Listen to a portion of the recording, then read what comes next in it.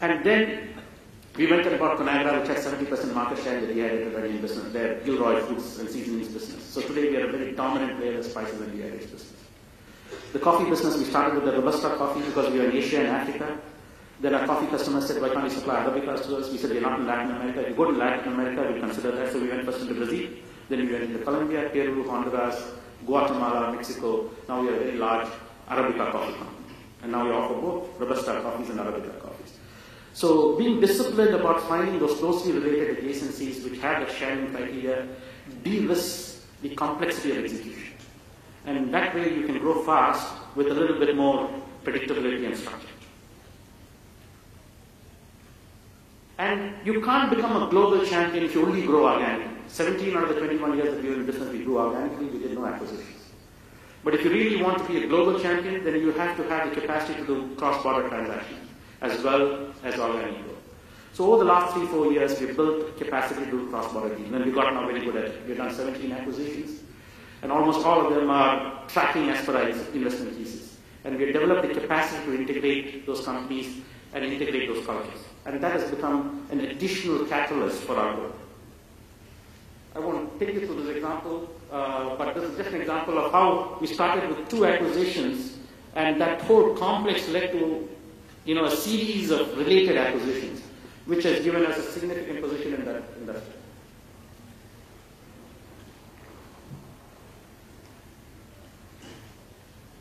The other thing is, if you have to profitably grow and globalize your business, you need to have some foundational enablers. And the first key enabler is you need to have scalable systems and processes. Whether it's your IT systems, your risk systems, your operating systems, your control systems, they have to be plug and play. You can't go from one country to another and reinvent all of that stuff. That has to be the backbone, right? So you need to have really good quality systems. And more important than that, the biggest foundational enabler is also about governance and transparency to get the confidence of all your stakeholders. But the biggest piece is really about this. And in the ultimate analysis, Olam's true competitive advantage is about our ability to replicate our DNA. And how do we replicate our DNA? I said we had 15,000 employees worldwide. 540 of these are what we call global assignees. We recruit these people on a centralized basis, develop, career path, deploy, reward, incentivize, motivate, inspire them on a centralized basis. They all go through a similar rite of passage. Everybody has to go live and work in a very tough geography. I lived and worked in a village called Hangurore, 1,600 kilometers from the capital city, Nigeria. Lived in a porta cabin with my wife and children. Not because I'm sadistic that I want everybody to go through the same hardship, but all the senior managers in Olam, if they have to assume any positions of leadership, will have to go through that rite of passage. So they know firsthand what is the difficulties and risks of operating on the ground, and we share a vocabulary, and we have credibility when you counsel your direct reports on some advice on what they need to do or not do. They can't please accuse you of sitting 10,000 kilometers away in an ivory tower, not knowing what's happening on the ground. You've been there, done it, so they respect you for that. But the way we do this has really given us that advantage, and that is why we were recognized last year amongst the global top 25 list of companies for developing leaders. And we were ranked above Intel and above American Express and above Pepsi-Cola for our capacity to develop and build leaders. And amongst all things that I monitor in terms of financial performance of Olam, the 3-4 things that really worry me the most is how do we build this talent pool, what are the scores that we have on engagement. Every 18 months we do an engagement survey. And if those engagement scores slip, I know that we are in trouble because that's the best predictor for our future success. We look at the attrition rates in the company, the attrition rates fall, we know we are in trouble. So those are as important than our equity spreads and our total capital spreads and our intrinsic value creation numbers. Those are equally important because that's the best predictor for our future success.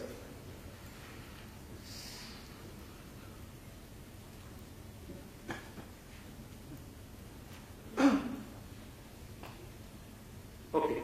So finally, I skip all those slides on culture because, not because it's not important, but I don't think I'll do justice to describing all those aspects. But really, if you're competing on the basis of organizational advantage, then having a culture that people are living by will make the most difference and the biggest impact in profitably growing your business. So over the last 21 years, we have developed some distinct skills and capabilities, and we identified 9 things that we need to do to win in our industry, and we keep checking whether we have all of that. So the first part is you need to have a differentiated strategy, and we believe that we have built clear differentiation in the industry, allowing us to enjoy a competitive advantage, which allows us to grow at above market growth rates and generate those excess returns. Secondly, we have built a very diversified and very well-balanced business. We are in 20 agricultural commodities, 65 countries, 11,100 customers, 200,000 farmers, 1.4 million farmer and grower relationships. And we're not dependent on any one product, any one country for a bulk of our earnings and revenue. So that diversification, but yet connected portfolio is the second key strength that we have. The third is now we've built a very strong and flexible financial position in terms of our ability to access the capital markets. And I remember when we were first trying to list the company in Singapore in 2000, we were told you're a commodity company, you're a trading company, you're an emerging market biased company, you're a family-owned business, you're an Indian family-owned business on top of that. You have high gearing, you have negative operating cash flows. You have described the kind of company you won't touch with a barcode. Okay? So that was the understanding of the company at that point in time. So we said, how do we transcend all of this? So we said, okay, let's go and attract private equity investors of global reputation and standing.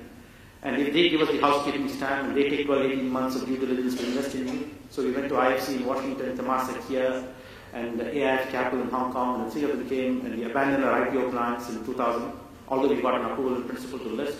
We got the private equity investors, and suddenly everybody wanted to do business with us. They said, if Temasek is investing, then there's something to this. Okay, if IFC is investing, not because what we told, it is a follow the third kind of mentality.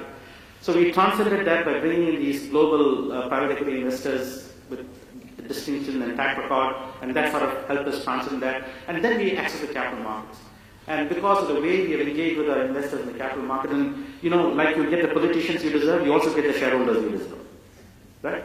So we telling our investors that we will be managing this business long term for our continuing shareholders.